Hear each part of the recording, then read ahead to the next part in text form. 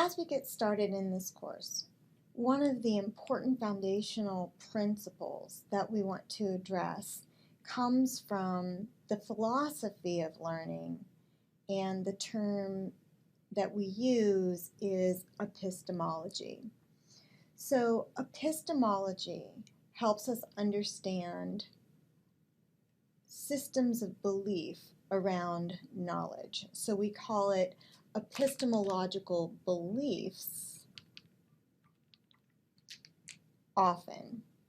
And so we're going to dig into that as our starting point.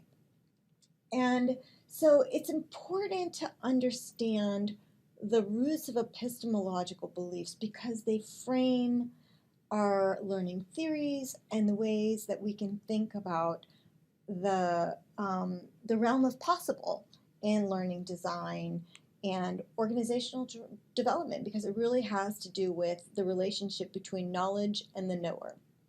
And so as we think about that, we want to frame this discussion with two ends of a spectrum. And so on one end of the spectrum, here we'll start over here, we have objectivism, and over here we have subjectivism. And these terms really identify two ends of a spectrum. And so while we're going to be defining the ends of the spectrum, understand that there is a lot that happens in between. And we'll talk about that as we move forward. And so let's first talk about a couple questions that we can use to consider these two ends of the spectrum. The first question is, what do we mean by valid knowledge? The second question is the relationship between what we call the knower and the known. It's a little sloppy there, but we'll come back to these. All right, so objectivism. In the root, we see object. The valid knowledge in objectivism is fact. Facts exist. They are immutable. Our search for facts is found through the use of rational thinking. So objectivism is associated with numbers. We use measurement to understand its dimensions, right? We use Likert scale answers on valid instruments to better understand people's perspective about facts, right? But objectivists deal with what is out there. We use our eyes to discern, we use our hands to feel it, etc. And this is important. That's a really, really ugly hand. We'll get there. All right, so objective, facts exist. The relationship between the knower and the known is that for objectivism, our job is to uncover the truth. The truth exists and it is unchanging. And so we're really dealing with what's outside of the human. So let's shift to the other end of the spectrum here, and let's talk about subjectivists. Well, valid knowledge for the subjectivist is if it exists in the mind for the person or the people, it's valid, regardless of what it is. So validity is through the human experience.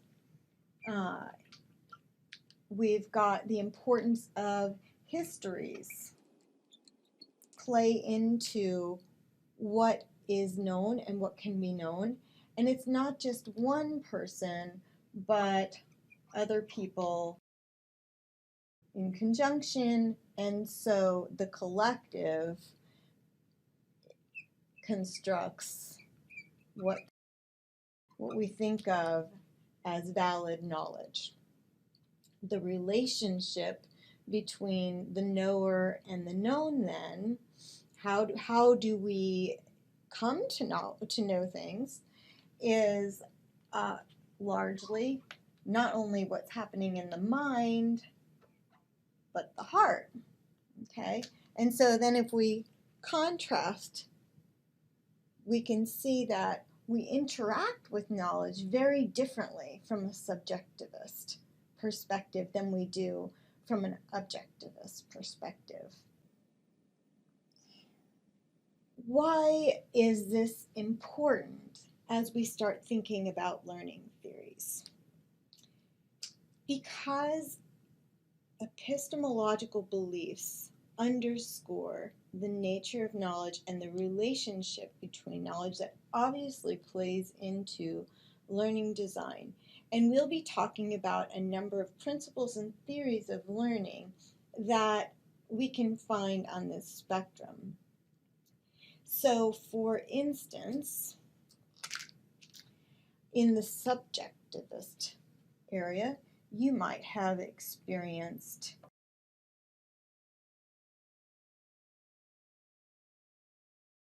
communities of practice. You might have encountered andragogy as a term. If not, you will. We also think about transformative learning. All of these are largely based on the notion that knowledge is constructed in social communities, that history plays into it, experience is really important. Over on our objectivist side, one of the primary theories, I'm going to just go this way, is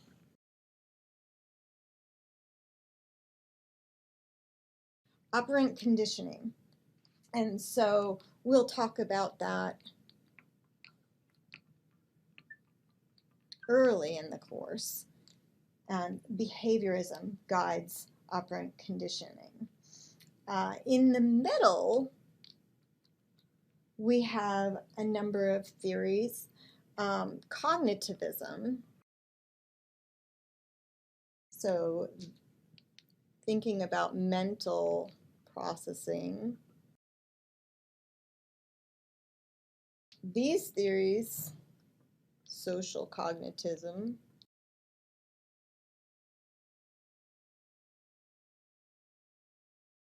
exist in between these ends of the spectrum. And as we think about the parameters for all of these different learning theories, I want you to keep in mind that those ends of the spectrum are really those definitions that bound the outer limits. And so the degree that some of these criteria, for instance, knowledge only exists in the mind of the knower, is quite extreme and doesn't necessarily explain everything about the learning theories underneath it. If you've ever studied philosophy, you know that one of the ways that we have to define these concepts is by understanding its outer limit.